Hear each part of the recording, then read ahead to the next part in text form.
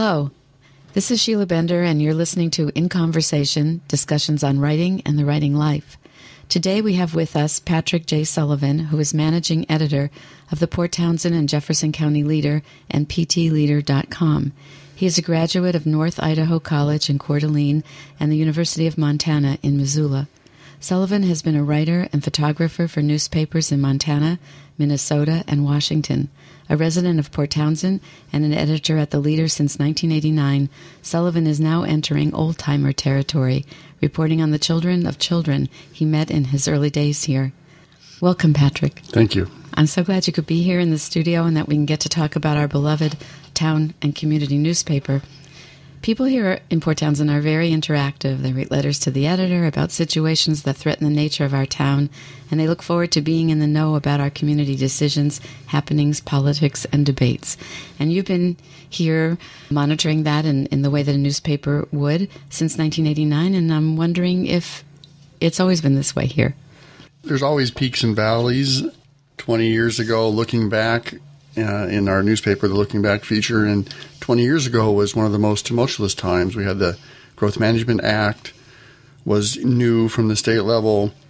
We had very active Republican Party, very active Democrats. We had the county with a Republican majority on the board fighting with the city council. It was much more contentious, much more bitter than it is today. So what are the obstacles or difficulties in reporting when you're reporting in a small community that has these kinds of factions? My goal is our goal to be fair and accurate. It doesn't mean everybody likes what you did. And then you get a lot of letters to the editor. That also runs in waves, and we always get more around political season. Some of those are orchestrated campaigns by candidates and campaigns getting supporters to say specific things. We have tightened our rules over the years, trying to be factual. I mean, have an opinion, but if they're going to state a bunch of numbers and allegations, we're trying to be very leery of that because we can't prove them. And we try and be respectful and keep the arguments, this is your opinion, but if you say a bunch of things, we want you to show us the facts where you're coming with that. So you have a big job there. Yes. And you came up through the ranks as a reporter to begin with. Correct. And I'm curious, and you're still writing at times. You write some articles for the Leader. Correct. Right. So that's good. Keep your hand in the writing. What is, for you, as a career in journalism, the differences between reporting and managing? I mean, you have a bigger hand in what goes in the paper now. For a community paper with our size, with 5 people in the newsroom, I often do as much writing as a reporter does. It may not be as the in-depth stuff because I have so much to touch. I'm editing stories, I'm assigning things, I'm evaluating submitted copy. And so there's lots of things I touch every week, and I do write. I think you're always trying to keep the idea of what's fair and accurate. Are we balancing? Are we covering everybody as much as we can? Are we spreading things around? We're not too focused on one place or one subject. Always trying to be aware of all the different entities. This week it's their biggest event of the year, and next week it's this entity's biggest event of the year, and try to be sensitive to their need for publicity because people read the Leader, and we've heard oftentimes if it's not in the Leader, people won't come. I think you might be right. And so we're trying to be very sensitive. Some people, some businesses, some nonprofits want publicity all the time, and some only want it when it's their big deal. So trying to keep that in your head and on a schedule of who's who and how important this is. And, of course, that's subjective. And a lot of it, of course, it's the old adage of all the news that's fit the print. It's really all the news that'll fit. And the paper size changes. And sometimes the shape is like a jigsaw puzzle. Some weeks we have more room. Some weeks we have less. It's based on advertising. So some of that's out of my hands, and I have to make decisions to cut or leave things out. So you mentioned the fact that you not only write articles, but you edit articles. And I think that's something we forget, that there's an editor in the background in almost all kinds of publishing. And those editors help the writers a great deal. So I was wondering, how do you go about editing? Is it for space? What are you looking for when you edit what a reporter's written? Well, it somewhat depends on where the copy's coming from If it's coming from a professional writer, if it's coming from a novice, we often will tell people, just get us the information and we'll make it pretty. So we have to craft. We call that crafting a press release. Our copy editors do a lot of that. Then I'm the second step often. Sometimes I'm the first step also. And it's just kind of the old pyramid of what's the most important thing. And there was a study I saw in 1990 where they had people sit in a room and put infrared device on their heads and had them read a newspaper, and they followed where their eyes went. And its headline, its photograph, its caption, and it's the first 3 paragraphs. So I always think of how important it is to get stuff up front. So that's one of your first things that you're looking at. Mm-hmm. As a journalist, you've been trained, I'm sure, on putting that lead in there at the opening. But maybe there are many ways to look at something, and how do you decide what the most important thing is to put up front on top? Well, sometimes it's time, date, place. What's happening, the who, what, where, why, when. What's going on, who's involved, why should I care, when is it, where is it, how do I get involved, how do I learn more.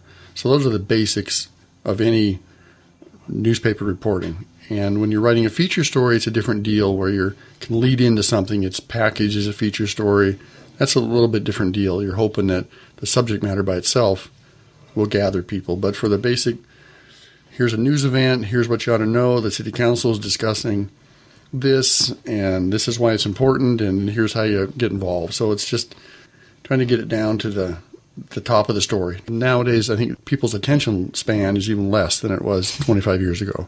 So it's uber important to get to the point of why I should care about this. And sometimes you can do that in a headline also, or a kicker headline we would call it, but often it's those first 3 paragraphs. Are you responsible for the headlines? A lot of the time, and headline writing is not easy. Frank Garrett's probably the former Leader owner and publisher, is probably one of the best ones I've ever known about that.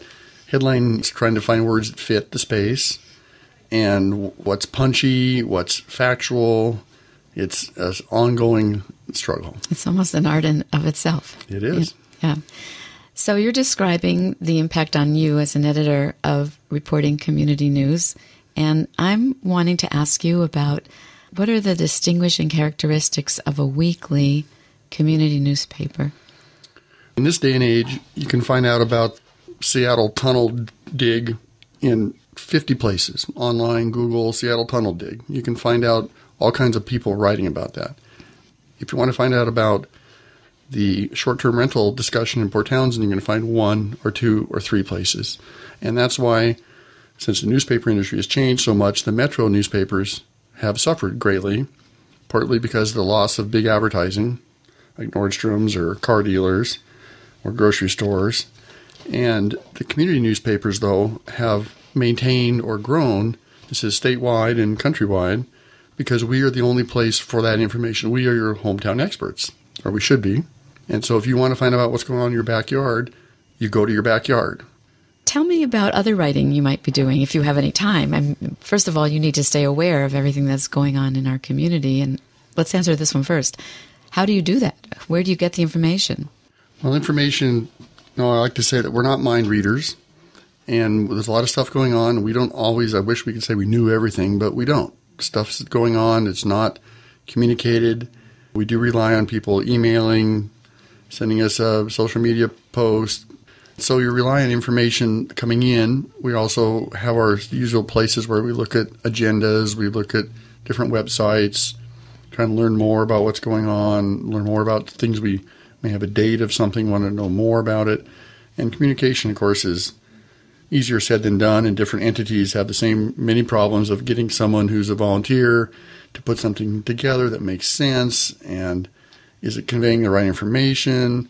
Public entities have a mixed record of being able to get out the right information timely and complete. So it's a gathering. A lot of what newspapers do is we're hunters and gatherers, and we're trying to hunt down news and we're trying to gather news. And sometimes it's the hunting where we're ferrying it out, we're finding the public documents, we're doing the extra legwork that a reporter is supposed to do.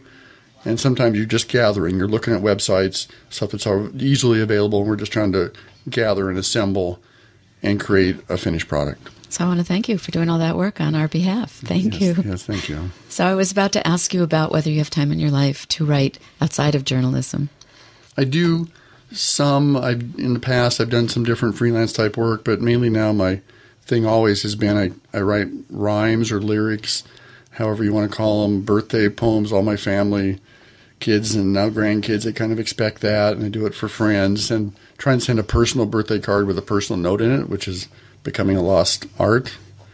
So I do that kind of thing. Are they mostly humorous or are they serious? No, I can do anything. They could be love songs, or they could be just little quips about funny things. Just try and be kind of light and peppy. And you have a big inventory of these? I do. So you keep them? I do. Yeah. Do you ever revisit them just for fun? Sure. I go back to the days when I was in college and writing. It's kind of like a diary in some ways, I suppose. You look and see, like anybody who's a poet or someone, you're writing things and things you observe or things you feel. A lot of the things I do are just observe, because that's kind of how I'm always, the nature of me is to look at things and write about them. I know a writer, I think his name is Larry Cheek, who was teaching for the Whidbey Island Writers Conference, their MFA program when it existed. And he, for one holiday time letter, it wasn't really a letter, he made a booklet of tweets that he had made during the year. And it was really an effective way of presenting writing. It was fun to read a year's worth of tweets. So maybe sometime you'll put together a booklet of holiday and birthday messages. Could be. Could be. I like the idea that you think it's something like a diary or journal. Back to our community newspaper, when did it become the Port Townsend and Jefferson County Leader? Before my time, I think it was in the 70s. Started out as a Port Townsend Morning Leader and Port Townsend Weekly Reader, then Port Townsend Leader. Then I think it was the 70s when it was branched out to become Port Townsend and Jefferson County to better reflect the whole area. And I've worked for the Ritzville Adams County Journal. I mean, there's many papers that have a city and a county in the same name. So are the editions different at all, or is it one edition? No, it's always been one edition with the leader, and we try and cover all of East County as we can. And now we have ptleader.com, and so that's the online version? That's true. In the Leader, we were the first community newspaper in Washington State to have our own website. We were also the first one in the 80s to have our own computer network, internal newsroom computer network. So it's not like we've been behind the times at all in Little Old Port Townsend. And I would say that we are considered one of the best community papers in the state, hands down. If you talk to our association, Washington Newspaper Publishers Association, we have that track record of being a strong journalism-based community newspaper. Awards have been won by some of the reporters. Sure, we've all won. I've won awards. It's kind of like belly buttons. Everybody has one, and sometimes they're good and sometimes they're bad. You just can't get too disappointed if you don't. We judge New York newspapers this year, so you try and appreciate the work people do, and you hope they appreciate yours, but you never want to live or die based on whether you get an award. You are listening to KPTZ 91.9 Port Townsend. In case you've just joined us, you are listening to In Conversation with Sheila Bender, discussions on writing and the writing life. Sheila is speaking with Port Townsend's Patrick J. Sullivan about journalism in a small town and his role as managing editor of the Port Townsend and Jefferson County Leader. Well, what's it like to judge? It's great. We really look forward to that. It's through our association, where our association trades with another state. And last year it was Kansas. This year it was New York. Port Townsend always does better when we're judged by New York than someplace like Kansas. It was interesting looking at the Kansas papers. I was judging environmental news, and one of their big stories was the opening of a natural gas plant. And you look at the environmental news we had, which was the sea star wasting and crab pots in the bay and very tangible science-based things. And I'm thinking, wow, of course, they don't have an ocean by Kansas, but it just kind of helps sometimes when you see other states and what other smaller papers are doing, or sometimes they're bigger dailies even. We have a lot going on in Port Townsend, and I hope sometimes when they read our papers, we'll see how they appreciate that. You say New York, the whole state of New York? Yep, we were judging everything from upstate through the business journals from Rochester to the Gay City News from Manhattan on Long Island, And some of the posh places where the real estate ads were just tremendous, just the quality they put into their photography of their real estate ads. And it was great to see stories out of Manhattan. You're reading stuff about the boroughs and how they have their community papers, and some of them are independent, some of them are chains, bigger or smaller. It's just a great experience, I feel, to be able to be exposed to what other papers are doing. So when you chose winners, were you just one of a number of screening judges, or did your word make them win? We took a bunch of categories. I'm actually the chairman of our association's Better Newspaper Contest Committee, so I feel obligated to take on a little bit more work, maybe than some, including some of the tougher categories like General Excellence. But the whole leader staff, 9 of us got involved, and we judged different special sections, judged entire issues, we judged just photography, just feature stories. There's 25 categories perhaps. And in some cases we had some group judging, and a lot of the stuff I did, it was me. And so I'm judging on General Excellence. I'm trying to be very specific, and we also try and be not just slam people, be negative. We try and give constructive criticism. That's what it's all about, is trying to help and realize, too, that as I perfectly do, that not every newspaper has a production or an art department or a professional photographer on staff. So you have to realize what they're working with and take that into account a little bit. When they're into a competition with other newspapers that do have that stuff, they're at a disadvantage, but you still try and give them constructive criticism of what they're doing well and what they could do better. Because this is for a professional organization that's there for helping people in the profession. The New York Press Association, they give out awards. It's a big deal to get an award. Best of helps individual people feel better, helps the newspaper as a business. So, yeah, it's a serious deal, and we take it seriously, and we hope that they do when they judge us. Thank you. I realize as you're talking and mentioning photography, we haven't really spoken about your photography and how that works in your journalism and newspaper career. I started off in photography. That was the first thing, photography, and then sports writing, and then evolved into news. News wasn't my first gig. It was more the sports and photography. Well, obviously a photo tells 1,000 words, right? And it's important to have photos and people. And photography, of course, has changed so much with the digital world, and how you used to take a roll of film to graduation and you had 72 pictures and you hope they turn out and you don't know for a couple hours. And now, of course, you just look at the back of your camera and go ding, ding, ding, and you know right away. So photography has just changed tremendously. In a good direction as far as you're concerned? Oh, sure. The equipment's gotten better. You can manipulate things more. The speed, you don't have to buy film. So there's the whole chemicals that go with the darkroom. You don't have to worry about it anymore. So, yeah, I think it's certainly better. I mean, the cost of a camera, I tell people you get what you pay for. If you buy a cheap lens, you're going to get a cheap lens. And so if you're really a serious photographer, you need to have serious equipment. So you need more than your iPhone. Yes, although iPhones are tremendous now. I think what we found is that your Droid phones often have bigger JPEG images than the Apple phones, for example, and that's what it comes down to for print use, is you have to have a JPEG that's 1 megabyte or bigger, usually, to make a worthy reproduction. Things look fine on the web. People take cell phone pictures and send them to us, and they look fine on their phone. They may be okay on the website, but often they're too small to actually blow up and reproduce. Well, thank you. That's good to know, because my next question was going to be, given that we're talking about our weekly community newspaper, what can we do as readers of the newspaper to become part of that community? Take pictures, volunteer, write press releases, besides subscribe, of course. Of course, you subscribe. That's true. Well, we're interested, of course, anytime someone thinks they have news. If they see something, they heard something, I'll listen to anybody, anytime, any idea, whether it's a conspiracy theory or just, hey, here's a really cool person, and they're doing good work, and do you know about them? Because, like I say, we're not mind readers, and we don't always know, or we have many balls in the air we're juggling. How do we get information to you? 385-2900 is the front office. You can ask for Patrick or ask for the newsroom. It doesn't always have to go to me. And news@ptleader.com is our general copy editor email. You can go to the website and send an email through that, so submit news. So we're always interested. People do send us sunset photos or different things. We had a photo of the Quilcene girls went to a summer basketball tournament. Coach sent us a photo, a little bit of information. Boom, we'll put it in the paper. So we do rely a lot, as staffing has changed and demands have changed. We do rely a lot on people to send us stuff. Just same with the big newspapers. You don't have the staff anymore to go to every single thing. Do rely on people to keep you in the know. Hey, this is important, or look at this good thing going on, and we sure appreciate that. It's good to hear. It's good for the community, too, to be part of it.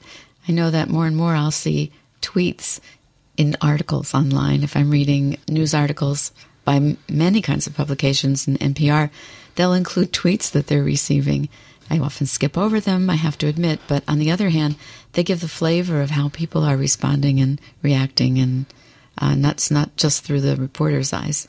Well, and of course, one the big media outlets have been doing this for some time, and a good example is CNN and the Orlando shootings. I mean, they're posting video sent from people who are there, and they're posting it within hours at least of it happening, and that's becoming commonplace in the big world. Is be an eye reporter. You're there, film it and send it, and it's going live, sometimes unedited, sometimes that's risky, but anybody with a cell phone is a reporter potentially. Are there volunteer positions with the Leader, internships? We don't have any volunteer positions. We have a mentorship program for high school kids, which I've just had one from Jefferson Community School. Jocelyn Yang, who is a Chinese international student who is here this year, and she mentored with me. We talk about journalism, and she wrote some columns, and she's coming back next year. I'm going to keep that up. Then we have a college internship program. We have one intern right now. We have 3 more coming this summer, and there are college students who are interested in journalism or communications. Some of them are required to have an internship for graduation.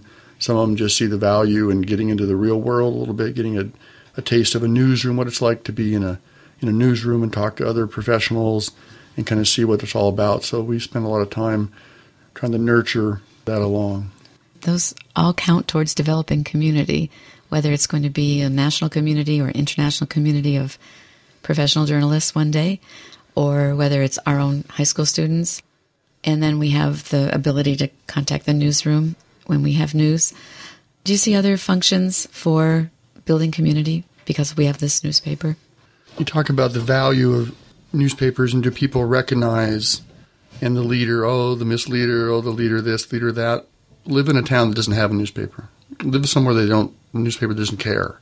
And then you see the difference. And that's the thing about being a journalist, I like to say, is that doctors bury their mistakes, lawyers hang their mistakes, and journalists put theirs on the front page. That's a good one. And so you need to you're aware when you write 2,000 words a week, you're not going to spell everyone correctly. And so, but you're putting your work out there for everyone to see. So you're exposing yourself, and you have to be ready for the good and the bad. And it's easier for people to criticize. But when you look at journalism and you look at the freedom of the press, and that's the cornerstone of our democracy, it's the First Amendment. When you don't have a newspaper that's willing to ask hard questions or poke around government or respond to the public, then you realize what you're missing. And people here have not been without that for 40 years. And we hear mostly from people who live in other small towns, big cities, who come here and go, wow, this is a great newspaper. Appreciate that kind of viewpoint, because it's easy to get, oh, it's just the Leader. But if you live somewhere else where you realize the paper doesn't do anything, and there's a lot in our Leader that's just not us. It's the advertising, it's the opinions. It's not just what reporters or myself might do. It's the collective power. And it's a good newspaper, and that's kind of hold on to that in those moments when you have a misspelled word and you go, oh, geez, how did I do that? You realize that, hey, it is a service. We are a community service. We also are a business. And people sometimes forget, they think that we should be everywhere all the time. And we do have work hours and budget limits, and that's kind of the expectations that are sometimes hard to fulfill. But the bottom line is, if you think something's important, let us know. Let us decide, can we do it? Can we be there? But just let us know. So the online function, does it still have blogs by people who felt like doing that? We have blogs that are just online. You mentioned ptleader.com. It is a 24/7 website. We do try and change our website every day, put new news that happens. We don't sit on it necessarily for 4 days. We treat it like a daily newspaper. That's a wonderful possibility now because of websites. That wouldn't have been true before you had that online version. That's true. That's obviously changed everything about journalism. Anybody with a website can put stuff on all the time. And of course, when it's disaster news or serious fires, that's important, and you want to be quick. And there's certain things that we've done that have been the first place people find out about important things is through our website, which is linked to our social media. And that's kind of the service that we do. And, we drop what we're doing and focus on something to get it up on the website because we know people want to know. Sometimes it's an accident that's blocking 101. Tell people, if you're heading that way, don't go that way. And we get feedback that people appreciate that heads up because, as you know, people are on their phones all the time. And if they're going to Kitsap County, they want to know that 104 there's an accident. Right. And why am I backed up? So before we end today, is there anything you want to say about the state of journalism today outside of Port Townsend, or trends you see, or threats perhaps? Well, it's encouraging. I don't know how many of your listeners will have seen the movie Spotlight this year. Spotlight kind of has done what All the President's Men did back in the 70s about the Watergate. I was a college student in the late 70s, so that was still fresh. The idea that journalists can shake the world, that if you don't have a journalist willing to ask questions, democracy is going to be gone. And I think the movie Spotlight showed how some newspaper people took on the church and made positive changes for the community. And when you look at the presidential election that's going on, and you have all this comment from Mr. Trump about blocking journalists, and and I'm not going to say if I'm pro or con R or D, but that is just scary because that is what happens with a dictator. When they start muzzling the press because they don't like what they say, that's the first step toward dictatorship. And everyone needs to really look hard at, do you want someone who's so thin-skinned that, I don't like what you said today, boom, you're banned, no one's going to hear anything from anybody except me. And that's why the freedom of the press is the First Amendment, because the founders recognize you need to have a watchdog on government. And there's good journalists and there's bad journalists, and there's good politicians and bad politicians all the way. It happens in every profession. Not every journalist is fair and accurate, but if you don't have a free press, then we're doomed as a democracy. Right, because if one journalist isn't fair and accurate, there are other journalists who can fact check and point that out. And I would say the prevalence of social media and untrained reporters has proliferated the idea of inaccurate news being out there, and I think we have a problem with many people trying to understand what's opinion and what's fact, and believing, as they say, don't believe everything you read on the internet. Everyone should be able to make up their own mind on anything they read. But it's pretty scary out there when you see all the misinformation that gets put out there and totally believed all the time. That's just kind of you hope that you raise your kids to be more discerning than that. I hope so too. So I want to thank you so much for being with us today and talking to us about our weekly community newspaper and about what goes into creating it. I'd love to see some of your jingles. I call them jingles. Maybe that's not what they are. I do jingles, yeah. Keep it up, because I think after reporting on the news and editing other people and trying to be everywhere that you can be for this newspaper, it might be a little relaxing to just focus on one person and their birthday. So again, thank you so much for being here. Certainly. You have been listening to In Conversation, Discussions on Writing and the Writing Life with Sheila Bender. For more of Sheila's interviews, please go to Sheila's website, www.writingitreal.com/audio. In Conversation is produced by Sheila Bender and edited by Charlie Fleischman. Announcer is Kurt Vanderslice.